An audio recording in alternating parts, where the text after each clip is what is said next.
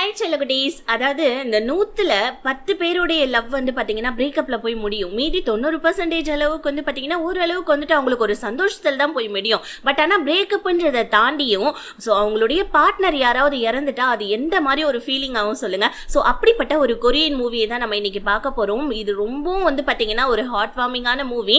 கண்டிப்பாக நான் சொல்கிறேன் வந்துட்டு உங்கள் இந்த மூவியை பார்த்து முடிக்கிற கடைசியில் உங்களுக்கு லைட்டாக ஃபீல் ஆகும், ப்ளஸ் கொஞ்சம் அழுகையும் வரும். ஸோ அதனால் வந்துட்டு ஒரு நல்ல படத்தை மிஸ் பண்ணிடாதீங்க. சேட் எண்டிங்ன்றதுனால ப்ளீஸ் தயவு செஞ்சு மிஸ் பண்ணாம இந்த அதாவது இந்த மூவியை லாஸ்ட் வரைக்கும் பாருங்க. என்னோட எக்ஸ்பிளேஷன் பிடிச்சிருந்துச்சுன்னா மறக்காம வீடியோக்கு ஒரு லைக் பண்ணிட்டு சேனலை சப்ஸ்கிரைப் பண்ணிக்கோங்க. சரி வாங்க இப்போ நம்ம மூவிக்குள்ள போலாமா. மூவியோடைய ஸ்டார்டிங் சீன்லே ஸ்கூல்ல நம்ம ஹீரோயின் கிளாஸ் ரூம்ல உட்காந்துக்கிட்டு ஹீரோவுடைய போட்டோவை வரைஞ்சிக்கிட்டே அப்படியே வந்துட்டு ஜன்னல் வழியா நம்ம ஹீரோவை பார்த்துக்கிட்டே இருக்க. திடீர்னு ஹீரோ அங்க வந்து பாத்தீங்கன்னா ஃபுட்பால் மேட்ச் விளையாடிட்டு இருக்கான். ஆனா திக்குன்னு மயக்க போட்டு விழுந்துட. அவ்வளவுதான், ஹீரோயின் கிளாஸ் நடக்குதுன்னு கூட இல்லாம குடுகுடுன்னு ஓடிட்டு இருக்காங்க. ஹீரோயினுடைய ஃப்ரெண்டு நான் போய் அவளை கூட்டிட்டு வந்துடுறேன் மிஸ்ன்னு சொல்லிட்டு அங்கிருந்து வெளியே போவேன். இதுங்க ரெண்டுத்துக்கு வேற வேலையே கிடையாதுன்னு மிஸ் திட்டிட்டு இருக்க. ஹீரோயின் வந்து என்னடா ஆச்சுன்னு கேட்க ஹீரோடைய ஃப்ரெண்டு இல்ல சும்மா தான் உன்னை வெளியே கூப்பிடுறதுக்காக ஹீரோ சும்மா நடிச்சான்னு சொல்ல ஹீரோவும் ஹீரோயினும் ஒரு ட்ராக்ல பேசிக்கிட்டே போயிட்டு இருக்காங்க. ஹீரோ இப்போ வந்து பாத்தீங்கன்னா இந்த மாதிரி வந்துட்டு சிலித்தனமான விஷயத்தெல்லாம் பண்ணிட்டு இருக்க. ஹீரோயின் ஆனா நீ பண்றதெல்லாம் ரொம்ப மெமரிஸா இருக்கும்டான்னு சொல்ல ஹீரோ டக்குன்னு மெமரிஸா இன்னும் கொஞ்ச நாள் போனா எங்க அம்மாவுடைய அந்த ஞாபக மருதி வியாதி வந்துட்டு எனக்கு கூட வந்துடும். ஸோ அதனால வந்துட்டு எனக்கு இந்த மாதிரி வந்துட்டு மெமரிஸ்லாம் சேர்த்து வைக்கிறது சுத்தமா பிடிக்காதுப்பா அப்படின்னு சொல்ல ஹீரோயின் டே அது என்ன தொத்து வியாதியா மறதி தானே அதெல்லாம் உனக்கு எப்படா வரும்னு சொல்ல. ஸோ அப்படியே ஒரு 7 வருஷம் கழிச்சு நம்ம ஹீரோயினை காமிக்கிறாங்க. சியோலுக்கு படிக்க வந்தவங்க இங்கேயே வேலை கிடைச்சி கிட்டத்தட்ட 7 வருஷமா அவங்க வந்துட்டு கிராமத்துக்கு அதாவது உங்களுடைய சொந்த ஊருக்கு போகாம ஸோ ஒரு கம்பெனியில ஐடி எம்ப்ளாயா ஒர்க் பண்ணிட்டு இருக்காங்க. அப்ப நம்ம ஹீரோயினுக்கு ஒரு பாய் ஃப்ரெண்டும் இருக்கான். ஸோ அந்த பாய் ஃப்ரெண்ட்காரன் நம்ம ஹீரோயினை ரொம்ப நல்லபடியா பாத்துக்கிறான். ஹீரோயினுக்கு அடிக்கடி வயிற்று வலி வர்றதுனால அவங்களுடைய கசின் டாக்டரா இருக்காங்க. அவங்க கிட்ட செக்அப்க்கு போயிருப்பாங்க. இப்ப அந்த செக்கப்புடைய ரிசல்ட் சொல்றதுக்காக ஹீரோயினுடைய கசின் தான் கால் பண்ணியிருக்காங்க போல இருக்கு. ஹீரோயின் கிட்ட ஹீரோயினுடைய கசின் உனக்கு வந்துட்டு இந்த நார்மலான வயிற்று வலி இருந்திருக்கு இல்லையா அது நார்மல் கிடையாது, உனக்கு வந்துட்டு ஸ்டொமக் கேன்சர் இருக்குன்னு சொல்ல ஹீரோயின் ஷாக் ஆக அப்படியே அங்க கட் பண்ணி நம்ம ஹீரோவை தான் காமிக்கிறாங்க. ஹீரோ ஒரு பேக்கரி ரன் பண்ணிட்டு இருக்கான். இப்ப கூட நம்ம ஹீரோக்கு ஒரு பொண்ணு வந்துட்டு அவனுடைய போன் நம்பரை கொடுத்துட்டு போவேன். ஆனா ஹீரோ அந்த பொண்ணுடைய நம்பரை கூட வாங்காம ஏன் பிரிச்சு கூட பார்க்காம எடுத்து குப்பை தொட்டியில போட்டுட்டு இருக்கான். ஹீரோ 7 வருஷமா சிங்கிளாவே இருந்துட்டு இருக்கான். பிளஸ் நம்ம ஹீரோடைய பேக்கரி நேம் என்னன்னா ஹீரோயினுடைய சின்ன வயசு நிக் நேம் தான் ஹீரோ வந்துட்டு பேக்கரியோடைய பேரா வச்சிட்டு இருக்க. ஹீரோயின் அங்க சியோல்ல அந்த கசன் டாக்டர் கிட்ட போயிட்டு சரி ஏதாவது ட்ரீட்மெண்ட் எடுத்தா ஏதாவது சரியாகுமா அப்படின்னு சொல்லி கேட்க இல்ல நீ லாஸ்ட் ஸ்டேஜ்ல இருக்க. ஸோ அதனால வந்துட்டு வெறும் மாத்திரை மருந்துனால மட்டும்தான் வந்துட்டு உன்னை குணப்படுத்த முடியும். அது மட்டும் இல்லாம உனக்கு இன்னும் 3 மாசம் மட்டும்தான் டைம் இருக்குன்னு இந்த உலகத்துல வாழ்றதுக்குன்னு சொல்ல அப்படியே நம்ம ஹீரோயினுக்கு கண்ணு தண்ணியே வந்துடுது. பட் ஆனா ஹீரோயின் எங்க அம்மா கிட்ட மட்டும் இந்த விஷயத்த சொல்லிடாத அவங்க தாங்க மாட்டாங்கன்னு சொல்லிட்டு அவங்க ஃப்ரெண்டு கிட்ட சொல்லிட்டு வந்து ஹீரோயின் ஒரு லவ் புக் ஒன்று படிச்சுக்கிட்டு இருக்கா.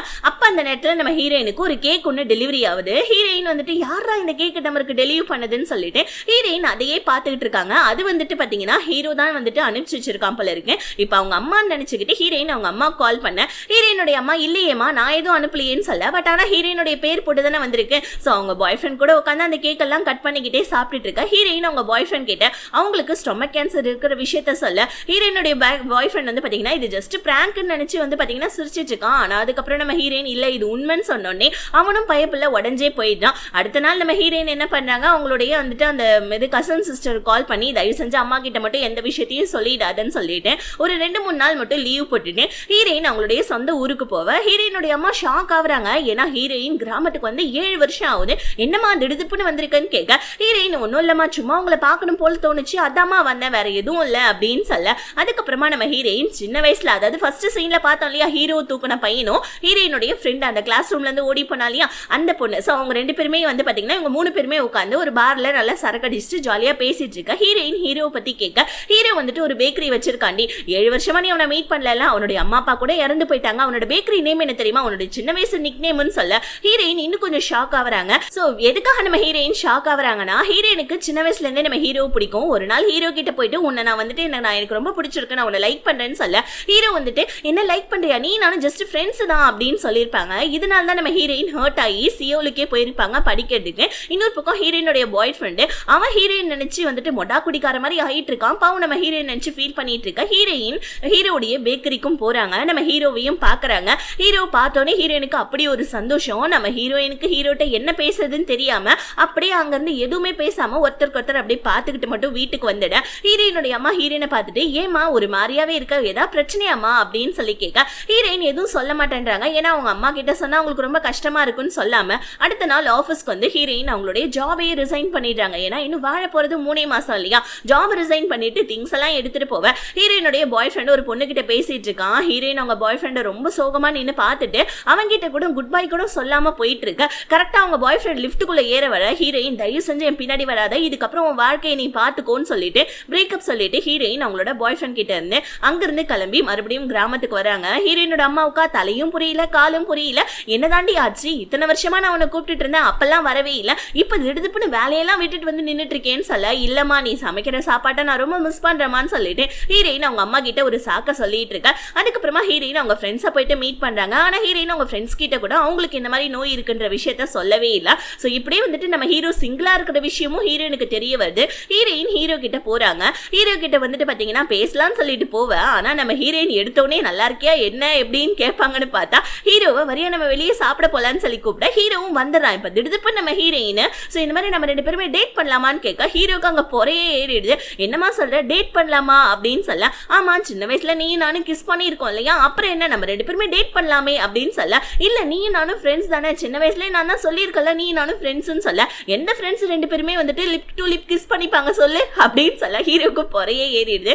ஹீரோ வந்து பாத்தீங்கன்னா இங்க பாரு அது ஏதோ யதார்த்தமா நடந்தது, தயவு செஞ்சு மன்னிச்சுடு ஓகேவா, சின்ன வயசுல நடந்த விஷயத்துக்காகன்னு சொல்ல ஹீரோனுக்கு கொஞ்சம் ஹர்ட் ஆயிடுது. ஆனா அதுக்கு மேல அவங்களுக்கு கேட்கவும் மனசு வர மாட்டேங்குது. ஸோ நம்ம ஹீரோவும் வந்து பாத்தீங்கன்னா இந்த மாதிரி உனக்காக வந்துட்டு கேட்கலாம் அனுப்பிச்சனே எப்படி இருக்குன்னு கேட்க ஹீரோயின் நல்லாவே இல்லைன்னு சொல்லிட.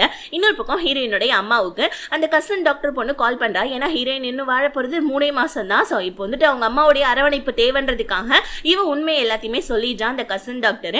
ஹீரோயின் வீட்டுக்கு வந்தோடனே அவங்க அம்மா கதறி கதறி அழுதுட்டு இருக்காங்க. ஏமா இந்த மாதிரி விஷயத்த மறைச்ச, நான் இந்த மாதிரி உனக்காக ஏகப்பட்ட காசு சேர்த்து வச்சிருக்கேன் உன்னோட கல்யாணத்துக்காக, நீ வந்துட்டு மாசம் மாசம் அனுப்புற வந்துட்டு சேலரி காசையும் நான் சேர்த்து வச்சிருக்கேன், நான் ஒண்டி கட்டதானே ரொம்ப எல்லாம் செலவு பண்ணல, நான் நிறைய காசு வச்சிருக்கேம்மா, வாமா உனக்கு போய் ட்ரீட்மெண்ட் எடுக்கலாம்னு சொல்ல ஹீரோயின் வந்து பாத்தீங்கன்னா அதுக்கெல்லாம் வந்துட்டு சான்ஸே இல்லம்மா, இன்னும் 3 மாசம் தானேமா அப்படின்னு சொல்லிட்டு ரொம்ப வந்துட்டு அழுதுட்டு இருக்காங்க. அவங்க அம்மாவுக்கு ரொம்ப கஷ்டமா இருக்கு. ஹீரோயின் அப்படியே கதறி கதறி அழுதுட்டு இருக்கா. இப்ப அடுத்த நாளே ஹீரோயினும் அவங்க அம்மாவும் ஹீரோயினுடைய அப்பாவோட மெமரபிள் வந்துட்டு திங்ஸ் எல்லாம் வச்சிருப்பாங்க இல்லையா, அந்த இடத்துக்கு போயிட்டு அழுதுட்டு இருக்காங்க. ஸோ ஹீரோயின் வந்துட்டு அம்மா நான் கொஞ்ச நேரம் வெளியே இருக்குன்னு சொல்லிட்டு வெளியே போவேன். ஹீரோயினுடைய அம்மா தனக்கு முன்னாடியே பிறந்த பொண்ணு தனக்கு முன்னாடியே சாக போறாளே, அவளோட வாழ்க்கை இந்த மாதிரி ஆயிடுச்சுன்னு சொல்லிட்டு அங்க உட்காந்து கதறி கதறி அழுதுட்டு இருக்கா. ஹீரோயின் வந்து பாத்தீங்கன்னா வெளியே நின்றுட்டு இருக்காங்க. அடுத்தது அவங்க அம்மா வர 2 பேருமே பேசிக்கிட்டு போயிட்டு இருக்கா. அம்மா இந்த மாதிரி வந்துட்டு நான் ஹீரோவை பார்த்தம்மா, அவன் வந்துட்டு சிங்கிளா தான் இருக்கான், உங்ககிட்ட ஒரு விஷயத்த சொல்லவா, எனக்கு சின்ன வயசுல எனக்கு அவனை ரொம்ப பிடிக்குமா, நான் சின்ன வயசுலயே ப்ரப்போஸ் பண்ணேன், ஆனா அவன் வந்து பாத்தீங்கன்னா இந்த மாதிரி வந்துட்டு என்னை வந்துட்டு ஃப்ரெண்டுன்னு சொல்லிட்டு ரிஜெக்ட் பண்ணிட்டான், இப்போ அவன் சிங்கிளா இருக்கான்னு சொல்லிட்டு நான் போய் டேட்டிங் போலாமான்னு கேட்டான், அவனை ஒத்துக்கலாமான்னு சொல்ல ஹீரோயினோட அம்மா கஷ்டமா இருக்கு. உடனே வந்துட்டு நம்ம ஹீரோயினுடைய அம்மா என்ன பண்ணாங்க, ஹீரோ கிட்ட போயிட்டு அவங்க திடுப்புன்னு உனக்கு கேர்ள் ஃப்ரெண்ட்லாம் எதுவும் இல்லப்பா, என் பொண்ணை டேட் பண்ணலாம்லன்னு சொல்ல ஹீரோக்கு ஒரு மாறி ஆயிடுது. என்னடா அது அம்மாவும் பொண்ணு வந்து மாறி மாறி இப்படி கேட்கறாங்களேன்னு சொல்லிட்டு, இல்லம்மா அதெல்லாம் செட் ஆகாதுமா அப்படின்னு சொல்ல. ஸோ ஹீரோயினுடைய அம்மா வந்துட்டு சிரிச்சுக்கிட்டே இல்லப்பா அவளை வந்து நாளைக்கு எங்கேயாவது வெளியே கூட்டிட்டு போன்னு சொல்ல அவங்களுக்கு ஒரு மாறி ஆயிடுது. அடுத்தது நம்ம ஹீரோயினுடைய நிலைமையை காமிக்கிறாங்க. பாவம் அவங்களுக்கு வந்து பாத்தீங்கன்னா வயிற்று வலி ரொம்ப அதிகமாயிட்டே இருக்கு நாளுக்கு நாள். ஸோ இப்படியே கொஞ்ச நாள் அப்படியே போகுது. ஸோ நம்ம ஹீரோயின் ஒரு நாள் ரொம்ப வயிற்று வலியில துடிக்க ஹாஸ்பிட்டல்ல கொண்டாந்து சேர்த்துறாங்க ஹீரோயினுடைய அம்மா. ஹீரோயினுடைய ஃப்ரெண்ட்ஸ் 2 பேருமே பார்க்க வராங்க.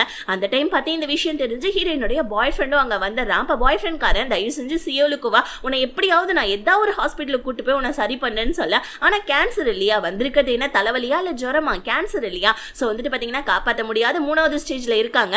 ஸோ இதனால நம்ம ஹீரோயின் இல்ல நான் வரமாட்டேன்னு சொல்ல, ஆனா ஹீரோயினை பார்க்க வந்த நம்ம ஹீரோ இது எல்லாத்தையுமே கேட்டதான் அவ்வளவுதான் ஹீரோக்கு அப்படியே வந்துட்டு மனசே உடஞ்சு போயிடுது. ஆக்சுவலி ஒரு விஷயம் என்னன்னா, நம்ம ஹீரோ ஏதோ ஒரு விஷயத்துக்காக தான் ஹீரோயினுடைய லவ்வை 2 தடவை அக்செப்ட் பண்ணாம போயிருக்கான். சின்ன வயசுலயும் சரி இப்பயும் சரி ஹீரோயினுக்கு நம்ம ஹீரோயின் மேல கொல்ல பிரியும் நம்ம ஹீரோ வச்சிட்டு இருக்கான். அதனால தான் எந்த ஒரு பொண்ணுங்களையும் இந்த 7 வருஷமா ஹீரோ சீண்டி கூட பார்த்திருக்க மாட்டான், சிங்கிளாவே இருந்திருப்பான் ஹீரோயினை நினைச்சுக்கிட்டேன். இப்ப இந்த விஷயம் தெரிஞ்சு உடஞ்சே போயிடுறான் நம்ம ஹீரோ. ஒரு நாள் நம்ம ஹீரோயின் வந்து பாத்தீங்கன்னா ஆத்தோரமா நின்றுட்டு இருக்கா. ஹீரோ அங்க போறான். ஹீரோயின் கிட்ட போயிட்டு நீ சொன்ன மாதிரியே நம்ம வந்துட்டு அவுட்டிங் போலாம், எனக்கு வந்துட்டு உங்க கூட டேட்டிங் பண்ணணும்னு ஆசைன்னு சொல்ல ஹீரோயின் ஷாக் ஆகுறாங்க. ஃபர்ஸ்ட் முடியாதுன்னு சொன்னா இப்ப எப்பரா முடியும்னு சொல்லன்னு கேட்க, இல்ல சும்மாதான் அப்படின்னு சொல்லிட்டு அதுக்கப்புறமா 2 பேருமே சேர்ந்து நல்லா டேட்டிங்லாம் போயிட்டு இருக்கா. ஒரு நாள் நம்ம ஹீரோ என்ன பண்றாரு, அவருடைய ஃப்ரெண்ட்ஸோடைய ஹெல்ப் மூலமா டெக்கரேஷன்லாம் பண்ணி நம்ம ஹீரோயினுக்கு மேரேஜ் ப்ரப்போசலை கொடுக்குறாங்க.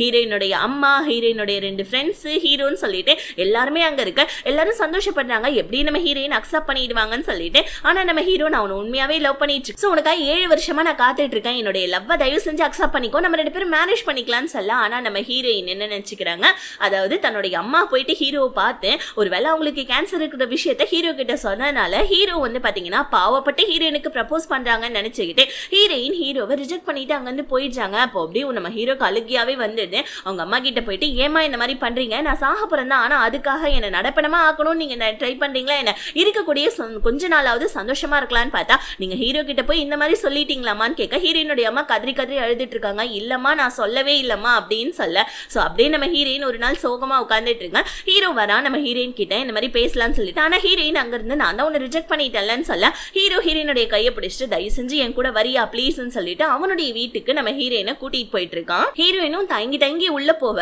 உள்ள வந்து பாத்தீங்கன்னா நிறைய ஸ்டிக்கி நோட்ஸ்ல நிறைய வந்துட்டு பாயிண்ட்ஸ் எல்லாம் எழுதி இருக்கு.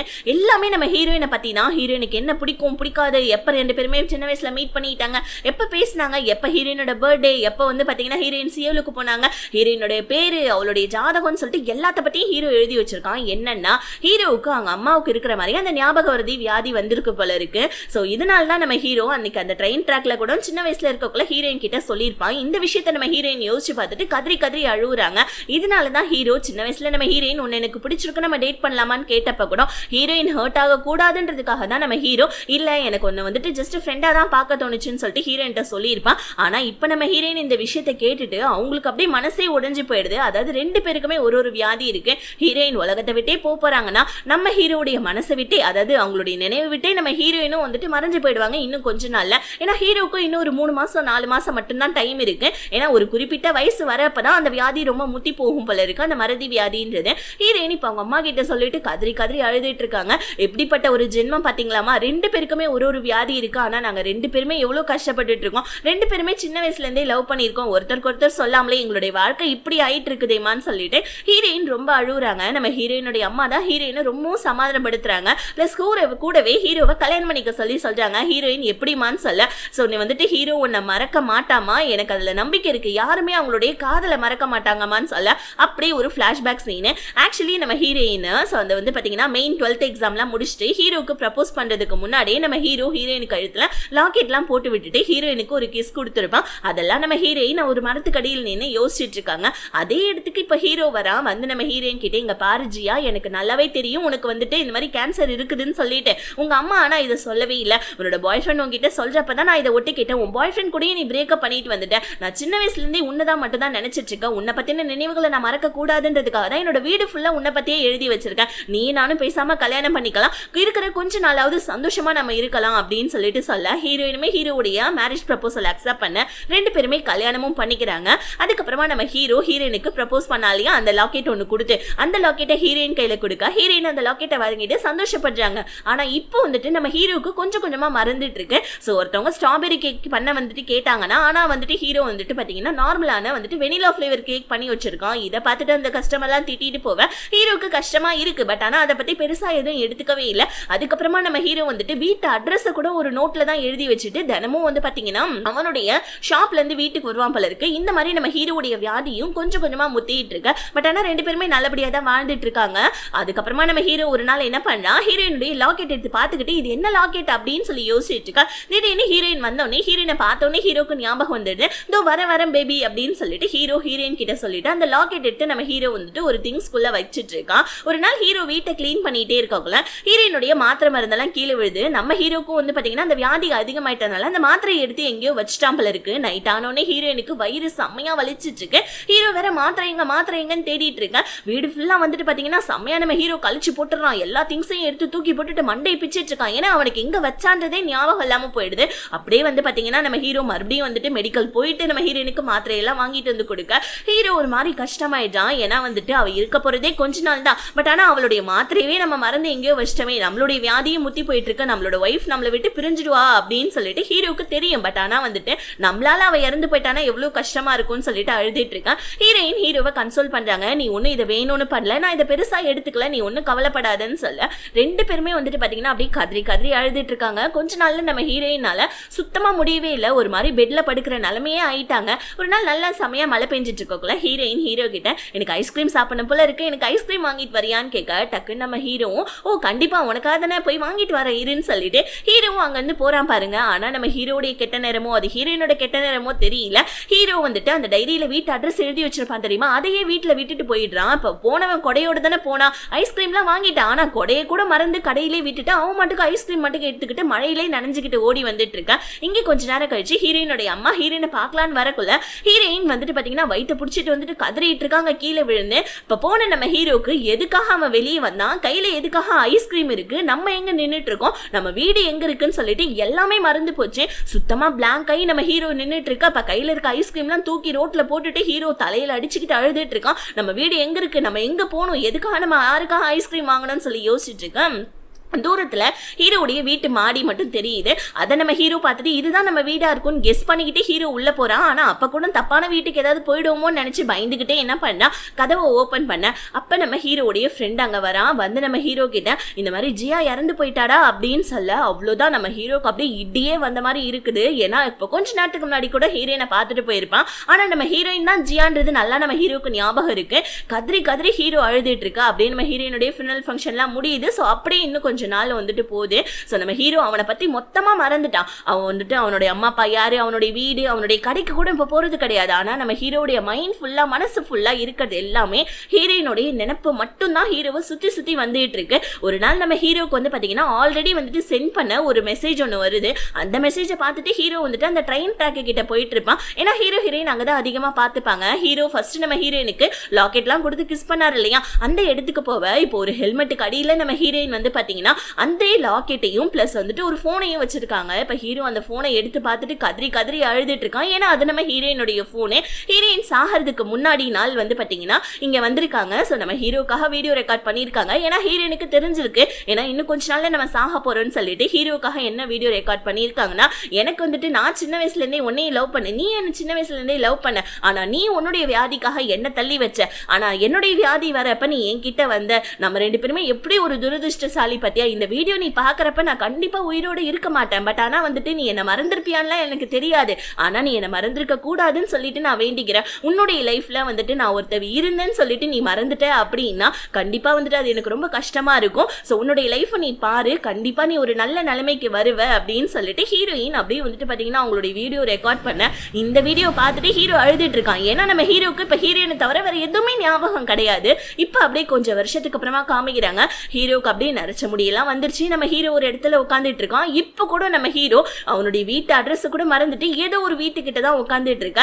ஆனா நம்ம ஹீரோயினோட நினைப்பு மட்டும் ஹீரோக்கு போகவே இல்லை. ஹீரோயின் சின்ன வயசுல வரைஞ்ச அந்த டிராயிங், ஹீரோயினுக்கு ப்ரப்போஸ் பண்ணப்ப அந்த லாக்கெட்டுன்னு சொல்லிட்டு எல்லாத்தையுமே நம்ம ஹீரோ கையில வச்சுக்கிட்டு இப்பயும் நம்ம ஹீரோயினை பத்தியே தான் நினைச்சிட்டு இருக்கான். மனசுக்குள்ள ஓடுறதெல்லாம் ஹீரோயினோட ஃபீலிங்ஸ் ஒட்டு மொத்தமும் அப்படியே மனசுக்குள்ள ஓடி ஹீரோ வந்துட்டு இன்னுமே உயிரோடு தான் இருக்கான்ற மாதிரி காமிச்சு இந்த மூவியை முடிச்சிருக்காங்க. இந்த மூவி ஒரு சேட் எண்டிங் தான். பட் ஆனா இந்த மூவியை பாக்குற கடைசியில வந்துட்டு கண்டிப்பா உங்களுக்கு வந்துட்டு ஃபீலிங்ஸ் வந்திருக்கும். யார் எப்படிப்பட்ட விஷயத்தை வேணாலும் நம்ம மறக்கலாம், ஆனா நம்ம லைஃப்ல வந்து முதல் காதல், ஃபர்ஸ்ட் லவ் மட்டும் நம்ம எப்பயுமே மறக்க மாட்டோம்னு சொல்லிட்டு ஒரு சூப்பரான கான்செப்டோட இந்த மூவியை முடிச்சிருக்காங்க. இந்த மூவி கண்டிப்பா உங்களுக்கு பிடிச்சிருக்கும்னு நினைக்கிறேன். கண்டிப்பா ஃபீல் பண்ணீங்கன்னா ப்ளீஸ் தயவு செஞ்சு எனக்காக ஒரே ஒரு லைக் பண்ணிடுங்க. அண்ட் வந்துட்டு இதே மாதிரி நிறைய மூவிஸை பார்க்கணும்னு நினைச்சீங்கன்னா சப்ஸ்கிரைப் பண்ணிக்கோங்க நம்ம சேனலை. Ta-ta bye bye, see you.